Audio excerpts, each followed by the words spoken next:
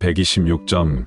이방인 문둥병자가 예수님께 감사를 하다. 네 번째로는 별 수 없는 인생의 문제이기도 하고 때로는 감사의 자세의 문제인 것이기도 합니다. 10명의 문둥병자가 있습니다. 그래서 예수님께서는 그 10명의 문둥병자를 다 고쳐주셨습니다. 그러니 예수님께서 말씀하시길 10명의 문둥병이 다 나았으니 제사장에 가서 내 문둥병이 났습니다라고 한번 보여봐라. 그래서 문둥병이 다 났다 라고 하는 확인하는 절차를 걸쳐서 모든 사람들이 와 이 사람 문둥병이 났구나 라고 인정을 받으라는 겁니다. 그런데 재미난 것은 그 10사람 중에 한 사람만이 예수님 앞에 와서 아이고 예수님 정말 감사합니다. 내가 문둥병에 걸려서 다른 사람들 만나볼 수도 없어서 사람들은 나를 저주받은 인생이라고 다 욕해서 산속에서 혼자 비참한 인생을 살았는데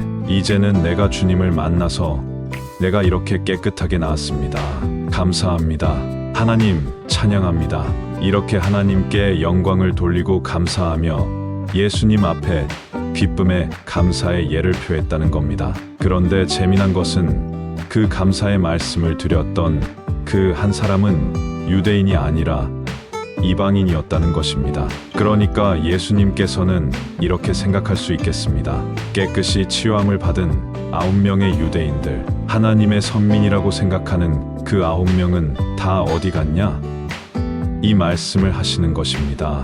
유대인이라고 그렇게 자랑하던 하나님의 백성이라고 여겼던 그들이 감사하지 않는다고 지적한 것입니다. 앞에서 말씀드렸던 나는 가치 없는 종입니다 라고 여겼던 그 한 명의 치료함을 받은 문둥병자가 이방인이었다는 것입니다. 그 사람의 인생이 하나님의 관점에서 보면 더 가치 있다는 겁니다. 치료함을 받은 9명의 유대인들은 감사하지 않고 주님 앞에 나오지 않고 하나님께 영광을 돌리지도 않는 무례한이 되었는데 과연 누가 하나님께 의롭다 함을 받았다고 하겠으며 누가 하나님의 자녀임을 인정받겠냐?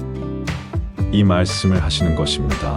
그러니까 유대인이라고 여기는 그 사람들이 자랑하는 그것으로 하나님 앞에 인정받는 것이 아니라는 겁니다. 예수님께서 말씀하신 것처럼 믿음이 너를 낳게 했다. 는 이방인의 문둥병자처럼 예수님의 말씀을 듣고 예수님에 대한 간절함, 그 믿음으로 문둥병이 나았다라고 칭찬해 주시는 것입니다. 갑자기 이 말 종말을 맞이하듯 주님의 은혜로 살자 이것과 연관되어서 마지막에 이 말 하나님의 나라입니다. 주님께서 다시 이 땅에 오실 재림에 대한 말씀입니다.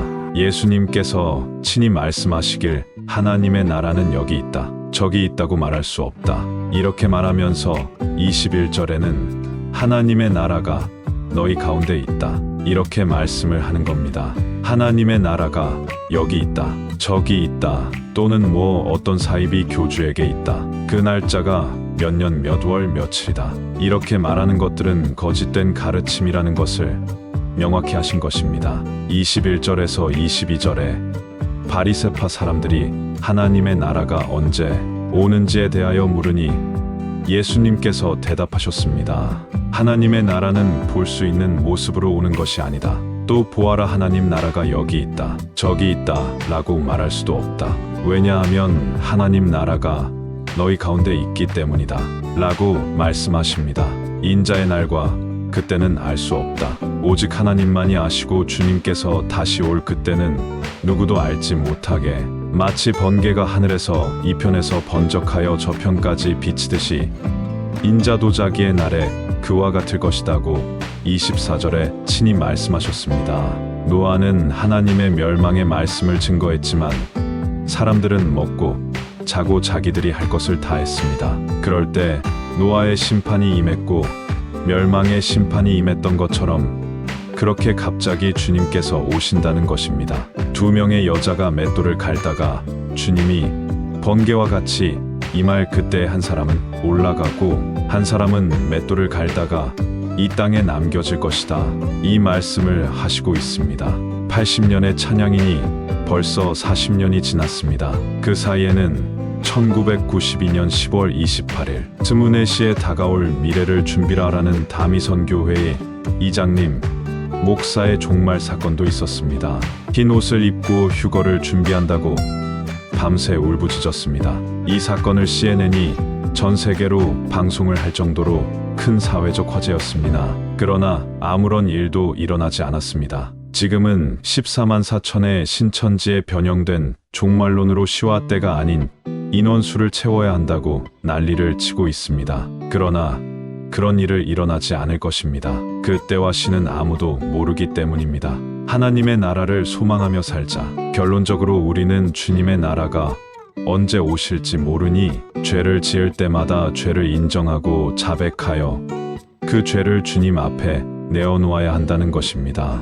믿음으로 나아가서 이방인처럼 나는 무익한 종입니다. 오로지 주님의 은혜만이 필요합니다. 주님의 죄 씻음의 은혜만이 필요합니다. 이렇게 믿음으로 매 순간순간마다 나아갈 때 우리의 마음과 심령과 영혼이 깨끗해지고 주님 앞에 의롭다는 그 인정함을 받을 수 있는 것입니다.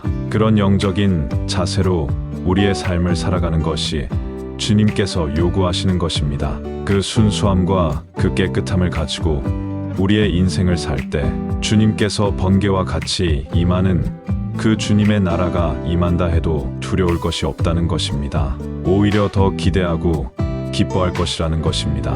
그때 우리는 하나님 우편에 앉을 것이고 참된 안식을 얻을 것이고 하나님께서 주시는 그 영원한 생명의 풍성함으로 기쁨과 감사를 경험하게 될 것이라는 것입니다. 하나님의 나라가 그때 우리에게 이렇듯 임하게 되는 것입니다. 오늘 누가복음 17장을 통해서 대표적으로 말씀해주고 있습니다. 이 믿음을 갖고 우리의 심령 깊은 곳에 되새겨야 하겠습니다.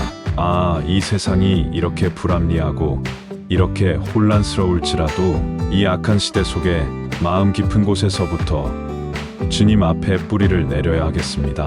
우리의 생애가 언제 끝날지는 알지 못하지만 겨자씨 그 씨가 자라서 삶 열매가 맺을 때까지 그 열매로 하나님께 영광을 드러내기를 소원해야 합니다. 그 말씀을 우리에게 교훈하시는 것입니다. 이런 은혜로 한 주간 우리의 생을 살아는 삶이 되어지기를 간절히 바랍니다. 인천 송도역 남인천 농협 앞 배짜마 카페에서 이종화였습니다.